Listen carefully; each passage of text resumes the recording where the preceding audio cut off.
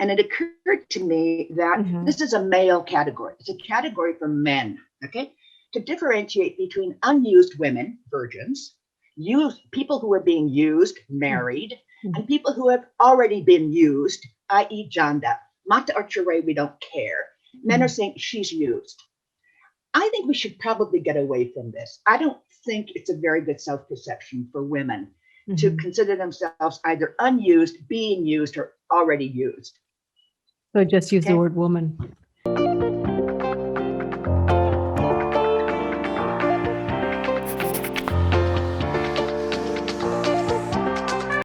Hi, I'm Tania. Welcome to another episode of Janda Becanda podcast. Today we have an anthropologist in the show. She is Frances Bowden Affandy. So everybody, let's welcome Frances on the show. She is an anthropologist Janda, just like me. And she probably is not just like you, but no, she's very special. It's very unique. And she is in Bandung, and she is a professor at ITB, and she teaches marketing, and that's a great deal of her life's work is in marketing. And we've had a conversation before this, and especially on our thoughts about anthropology and how useful it is on our daily lives without even knowing.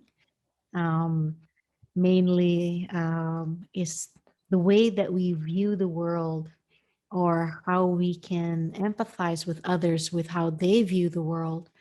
And that's been the biggest gift of learning anthropology. Um, would you say that that's correct, Frances? I would. I think I made that comment to you because you said something like you've never used anthropology. And I said, I'll bet that's wrong. I'll bet you use it every day. I said, well, I don't know how useful that totally, education was relative to my line of work today, of course. I'm suggesting that that's not true. Yeah. I was also suggesting to you at the time, and still maintain, that anthropology is a mindset and not a skill set. If you take archaeology courses, if you take ethnography courses, it can become a skill set. But I did some archaeological work, and I found it very, very hard on my skin. I sunburned very easily. I didn't like getting my nails dirty or my hands dirty. And that is not something that you can take to archaeology. I loved it. I loved the treasure hunt part of it, but I realized this was not going to be a skill set that I would master. So I needed to find another application. Well, ethnography for sure is a skill set. Ethnography, for those listening, is basically you're studying a culture. You're being an observer. There's an interview skill component to it, and then there's the report afterwards of what you observed. So in that sense, that's actually very practical. My first job straight out of college was a reporter for Agence France Presse. And of course, as a reporter, all you do is just observe, and then you report what you saw. So that's another way of Tania, ethnography. I think both as a journalist and as an anthropologist or a teacher, Yeah. The thing to recognize in ethnography and questioning is not only an innate curiosity, maybe even being nosy would be a better word than being curious, but it requires something called participant observer, recognizing that just asking a question and just being you is already creating a bias. Already there is a bias going on. Sure. Understanding how to move past the bias, or to at least interpret what part is bias and what part is not. Right. Well, that's a very honest and important part about ethnographies, is that there's always a lens through which the anthropologist presents and how the report ends up. So to bring it back to our podcast, to this show of Janda Becanda, which we've discussed is both widow and divorcee, is that on the Janda Becanda podcast, we take a look a lot at personal development. And so there's a lot of self-reflection and in the Janda Becanda podcast for the listeners of what happened in that relationship? What happened in our marriage? Why did it end? Or how did it end? If it were in the case of a divorce. And so from that particular note, it's not unlike the anthropologist that's observing an event, although in this particular case, it's your marriage. You're observing that. And so that is actually a skill in terms of being able to reflect, be it an event that happens outside of you or whether it's happening with you in that context. So it does carry a lot of value. Perhaps I was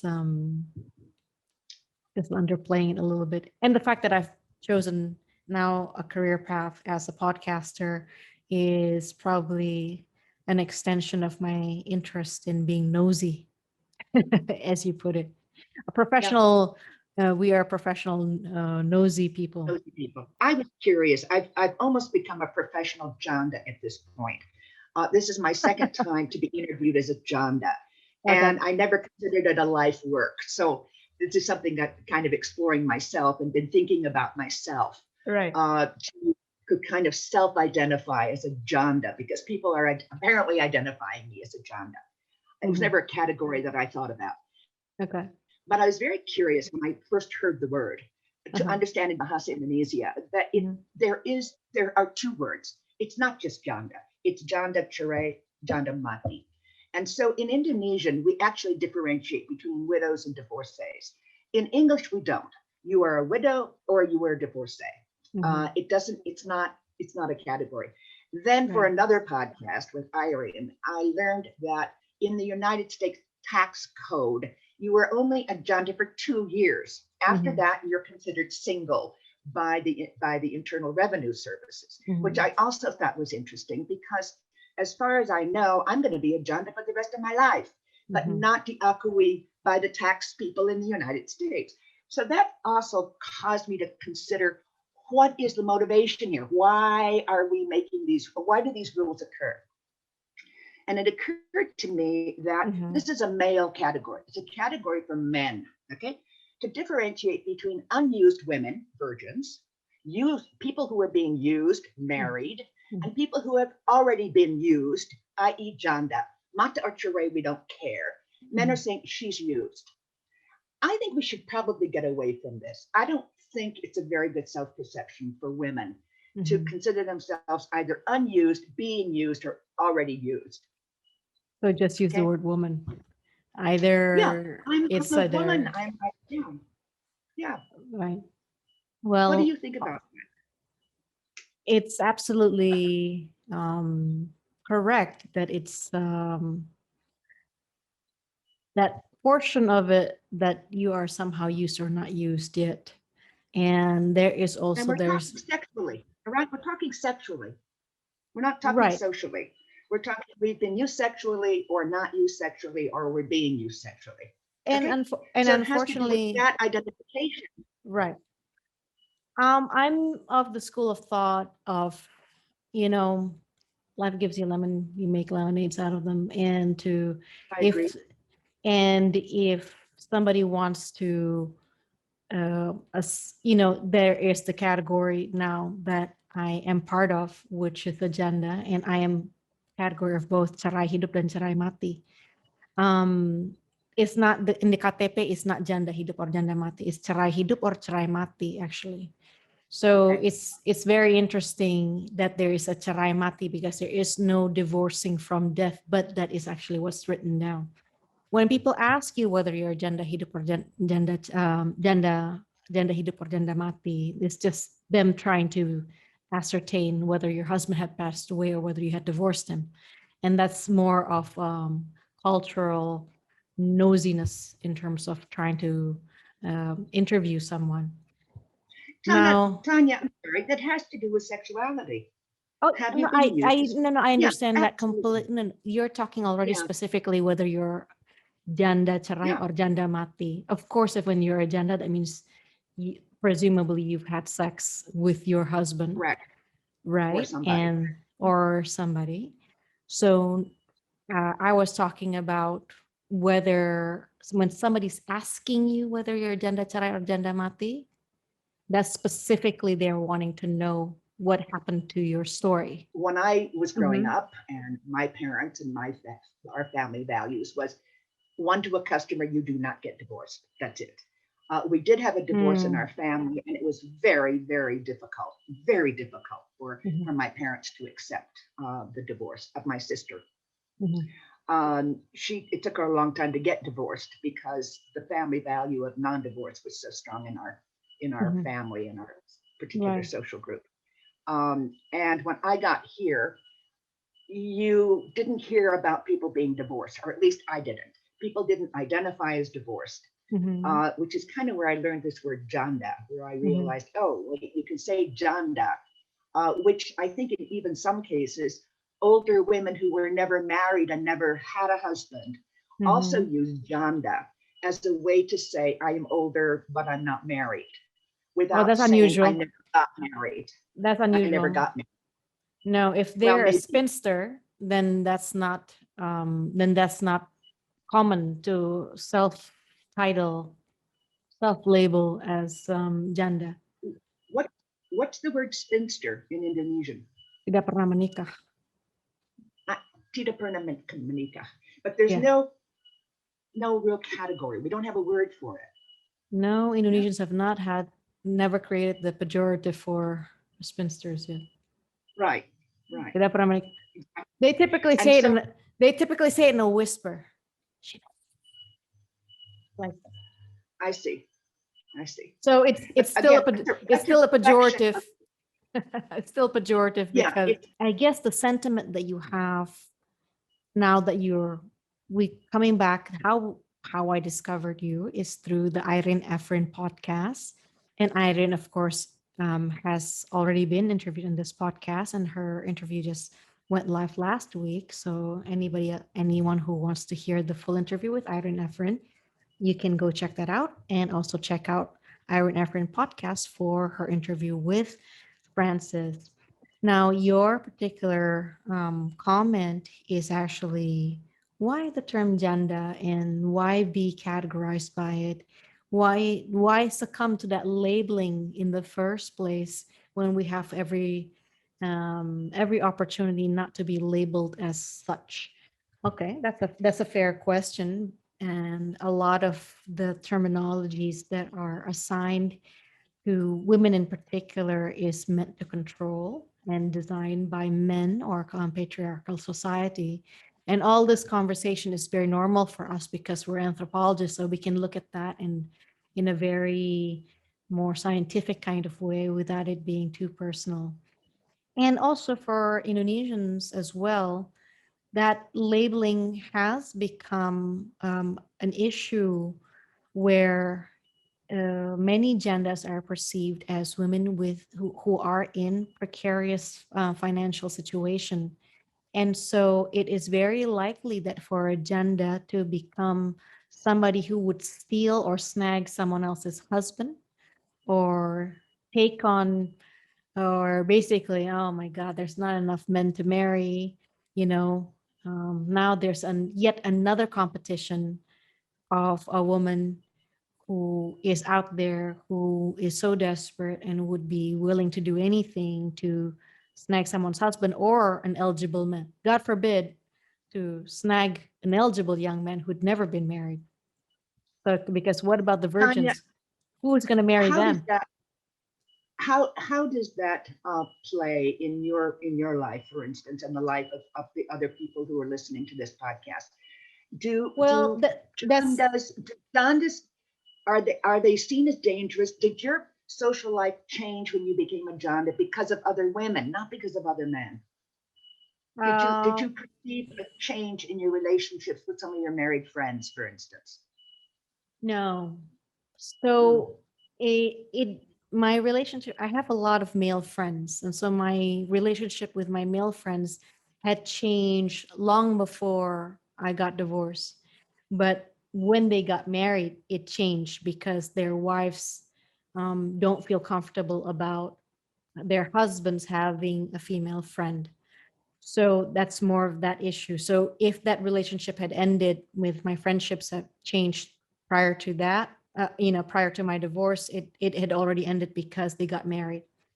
My relationship with my female friends don't change because um, we don't do um, so my relationship with my female friends don't mix with their husbands. So it's not like many situations where there's tons of double dates, or my ex-husband and I went out with my girlfriend and her husband, so that there's that kind of kinship. It's in my personal experience, no one has ever disrespected me because of my gender status, but that's not speaking for all the genders that's out there. There are Sure, many different experiences, that's sure. from poor to being treated terribly. Why the reason why I had this podcast to begin with, and I did not shy away from that terminology of Janda Becanda. Somebody wants to assign you a label calling you Janda, and if that's their worldview, that's negative. My worldview, being a Janda, is not negative. So I'm going to empower that terminology by showing everyone what is an honorable single mother can look like, what is a gender that who's a femalepreneur can do, what are their stories like. So you just introduce your version of the positive female gender that you want out there. And so instead of saying, oh, I don't identify with it, I can't be labeled that because I don't want to be perceived as economically disempowered, that I am somebody who is out to snag someone else's husband or man. I would say, hey, there's nothing wrong with me. There's nothing wrong with my life. There's nothing wrong with my story. And these are an example. And on my podcast, I often have many gender guests. And I say, look at them. They're all amazing women with incredible life stories, and they should be remembered and recognized for those positive attributes. These are the kinds of genders that you should know, and they're good genders, and you should know them for that. And I have a lot of friends. Tanya, from a Yeah, from a pure marketing point of view, Janda yeah. Janda is brilliant. Okay, it's brilliant for Oh, all the thank you. reasons you just explained. Hmm. It probably would take a fairly confident woman to think that that was a good idea, but you are obviously a very confident woman with a very, very good self-image. And I agree that not all of us, especially new Janda, are not Yeah, there yet. yeah. And so you're doing a very positive thing, Hmm. and I applaud you. Thank you. Thank you so much for that. And so that's why I also want to show people that there are so many different stories. And what in the interview that I have with Iron is that I want people to understand that we are not supposed to be remembered only as our late husband's Janda. We have our own thriving lives. So life is short, to make the most out of it, and to always every day ask yourself, am I making the most of today? Am I making the most out of my life? Because the contrast of having someone that you love passed away prematurely is a very stark reminder of how precious your life is. And, and I would even edit that comment mhm, because I was 68 when my husband died, and that's certainly not quote unquote prematurely, but it was certainly prematurely in my life. I expected to grow old with this person, mhm, and he died. And so whether you're a widow at 35 or a widow at 68, I'm not sure that it's not something that's life changing in both right, cases, and in terms of self perception, who you are to yourself. One of the things I love about Indonesia is the fact that so many women do not change their name when they get married. Okay, so you keep your name, and it's been confusing to me who's married to who because we don't sometimes use surnames. They're the same. So you don't actually know people who were Mm-hmm. married.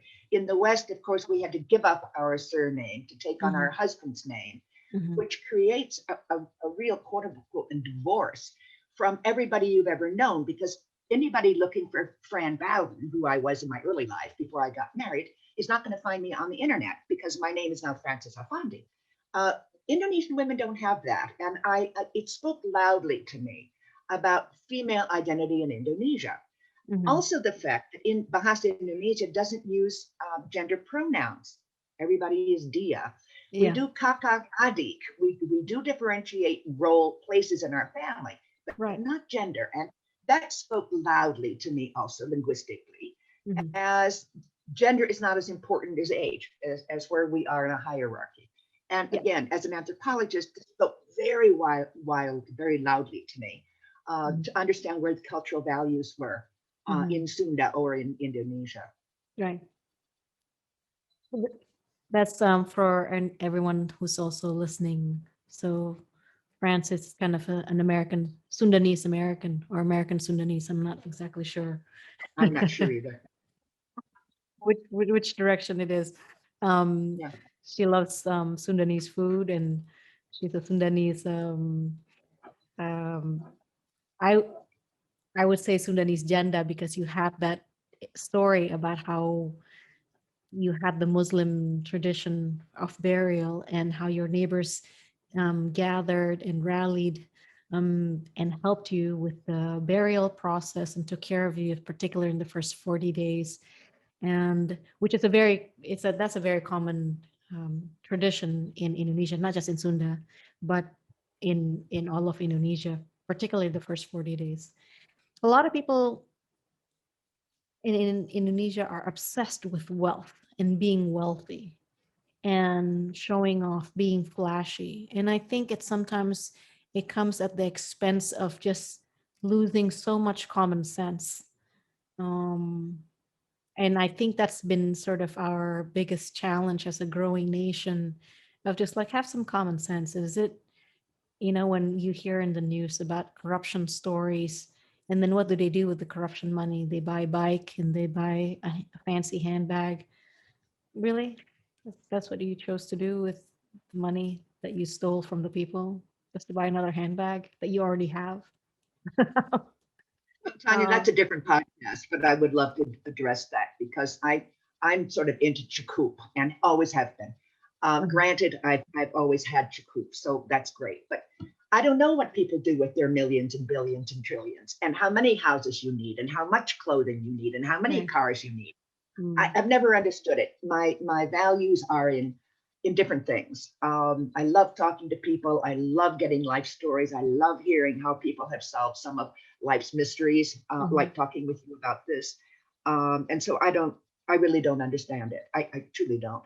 And I speak very loudly to my students in school about ethics because mhm, I truly believe Indonesia is a fabulous place with right. wonderful cultural values and traditions. And we have got to get straight with the stupid corruption because it's just keeping us all back from being and realizing this group of people who are extraordinary in the world. And it makes me very sad. Makes me very sad. Our generation didn't do it. Your generation's not doing such a hot job. And so I'm talking to 20-year-olds about, okay, save us because this culture is worth saving. Yeah. I wouldn't say that that's conversation for a different podcast, because at the very heart of like the Janda Becanda podcast is also about economic independence for the followers and the listeners. And part of the Yeah. understanding of what does that mean? What does that look like to be economically independent? Is Yeah. is it just the fact that you have healthcare, the fact that you have a roof over your head, that you always have food for your children, you can afford education for your children, and all those things. And it's not, there's also not wrong about you wanting to have the finer things in life, but at what point is the limit?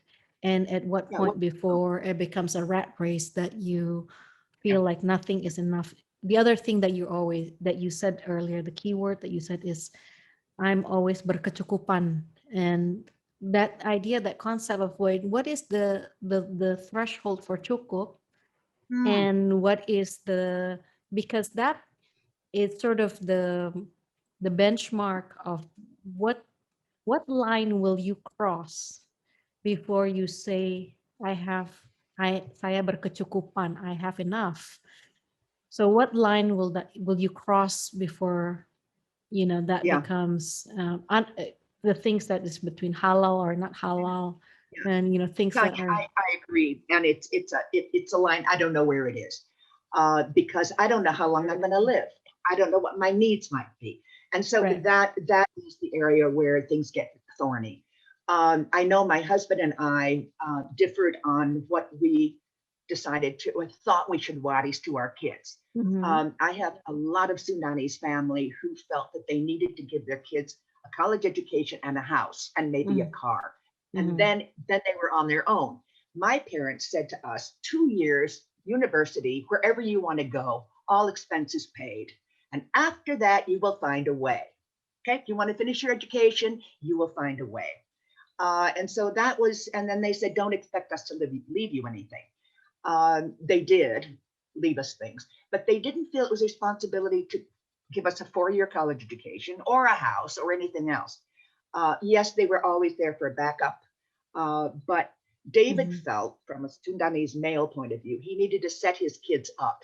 And he and I discussed it often because it was a very different view Mm-hmm. of what our responsibility to our children were. Mm-hmm. And we expressed this to the kids. We said, your father, Sudanese man, feels this way, and your mother, American woman, feels this way. And it's going to be somewhere in the middle, and you guys are going to have to sort it out, what your own values are. Here are the two examples, and you sort it out.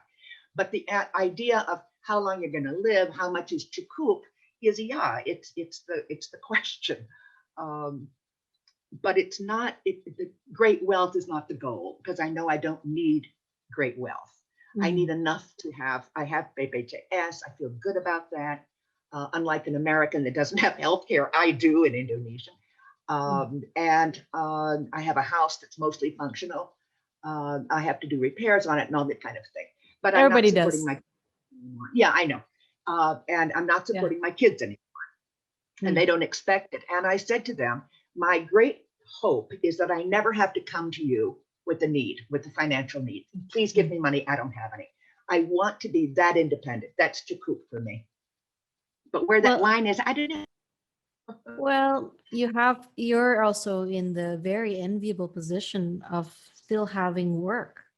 I mean, and Yes, I would it's say enviable because there are a lot of women who wish that they still have work at in their 70s so that they can always be independent from their children. Maybe there are some, I speak maybe this is the worldview that I have that's a little bit too westernized, maybe, I'm not sure. Or maybe it's very Indonesian, I'm not sure either, that there are women who expect their children to on their elder years, but that's because a lot of that is they don't have any work, they haven't had any work. There's a lot of women who give up working to take care of their children, and sometimes that's inevitable because if they continue to work, they weren't making enough money to have proper childcare. So I I've been in that position where I was in the United States, and if I continued to work, basically the cost of childcare was so expensive, I'd be basically just having much of my salary, most of that going to childcare, when I could just be taking care of my own daughter. yeah, And which I did that. yeah, So I yeah, do understand about how women yeah, who leave their jobs in order to take care of their children. I'm not maligning them for that decision at all. But again, yeah, your economic independence is what have allowed you to feel cukup, berkecukupan. And I think if there's ever any message I to agree. the followers who are to the listeners of the podcast, is that if you don't want to feel dependent on others, then become independent. Then you need to figure out for yourself how to become independent. You are as smart as anyone else. You have as much resources as everyone else. Now the playing field is level. Everybody who has a smartphone can figure out different ways to earn a living through the world is really, it's an open universe for you. So um, I mean, Yes and no. we should all be I so lucky agree with to you be to a like you. certain extent. Sorry, what's Yeah, that? to a certain extent. I don't want women to feel, or people listening to you, to feel bad because they can't figure it out.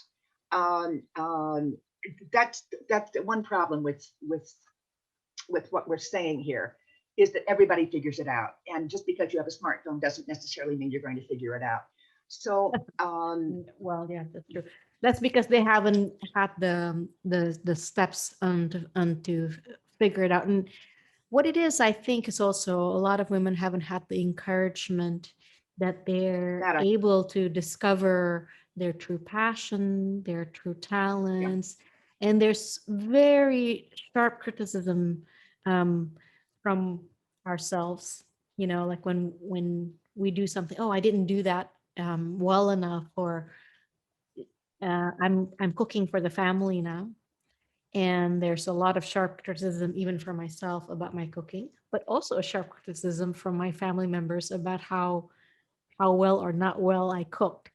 So, and that can be discouraging, and that's a very simple and very basic example of how um, we should be kinder to one another, we should be gentler with ourselves.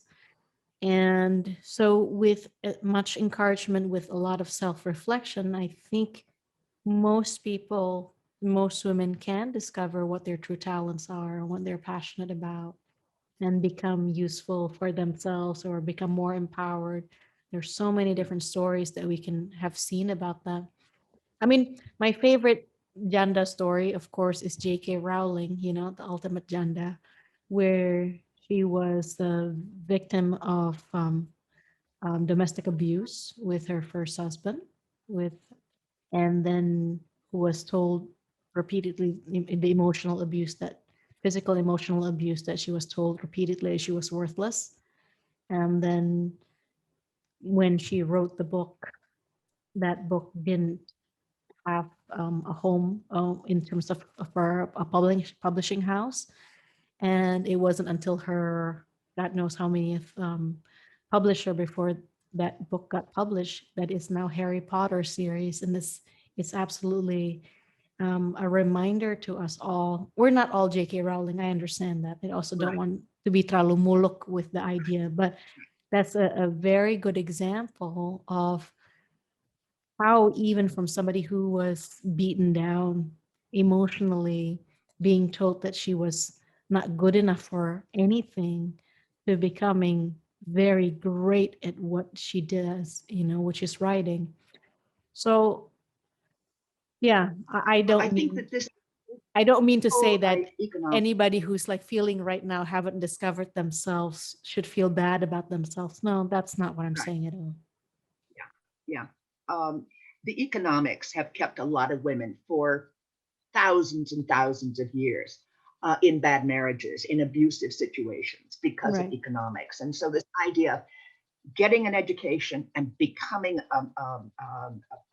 independent, financially independent, also psychologically independent, yes, Mm. able to sampaikan our worldviews and to feel good about our values. So independent in that way as well is essential, and that's Mhm. essential for everybody, men and women both, to get to a level of economics where they're not tergantung, where they're not dependent on anybody else, on their parents, on their kids, on their husbands, on their friends, and that's the challenge. I totally agree with it. Yeah. Fantastic. Well, I so remember go a ahead. conversation with my husband about divorce and about adoption of children and whatnot. And he was telling me about the story of Muhammad and how Muhammad protected widows and orphans, often by marrying them, because in the society at that time, that was the way you did it. But this, again, this was economic protection and social protection. Mhm. And we're still getting there. We're still getting there, and women are still coping with how to become independent, so that they Mhm. don't have to stay in abusive relationships, whether they be parental relationships or children relationships, or husbands. Yeah, and that's still the key to being happy. Yeah. Absolutely. So yeah, so that's pretty much the gist of Janda Becanda. We've just summed it all up, and everybody, I wish that if you're listening to Francis and then you find the different stories that is presented on the show, that you find inspiration. Um, ini so Bu Francis, guru di ITB. Sorry, what do you teach again in the marketing? Yes, I teach 2 classes. I teach Introduction to Marketing, which is a semester pot, the 4th semester students. And then I teach an 8th semester, just kids that are getting ready to graduate, in what's called services marketing. And that's marketing intangibles, marketing ideas, marketing services. How do we sell something you can't touch or feel, like a podcast, or like a political idea, or like a belief? How do you market that? Because it's different than goods, right? It's different than marketing a car, for instance. It's a great class. It's always fun. I have a great group of students. And I have students who are majoring in marketing, and students who are majoring in finance, and students who are majoring even in civil engineering in my class, because they realize if they're going to be an architect, they're still going to have to know how do they sell their services. And so some of those students come to me as well to learn how do we put forward ideas, saleable ideas, to sell intangible services, for instance. It's a fun class. Wow, we should all be taking that class. Here you go. We should be. Yeah. My God, that is I almost think now that's a skill that everybody needs to have. Yeah, it is. It is.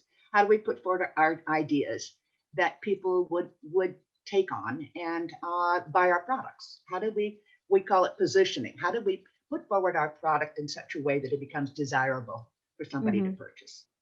Yeah. Amazing. Wonderful. Yeah. Do you ever think about putting your classes online or putting? They're all online right now since COVID. Everything is online. No, I mean like as in like you should sell your classes. You should have courses available online. Yeah. I'm essentially a very lazy person. And so I think there are many places in my life where I could have been making a lot of money if I had just put in the effort. But again, I'm into Jaku and I'm very lazy. So yeah, no, I haven't actually thought of that. Well, maybe I should. Time. My maybe next career. Exactly.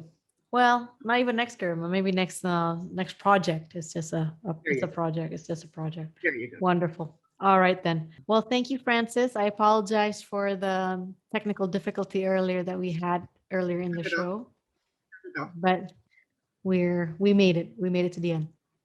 We did, Tanya. Thank you very much. This was fun.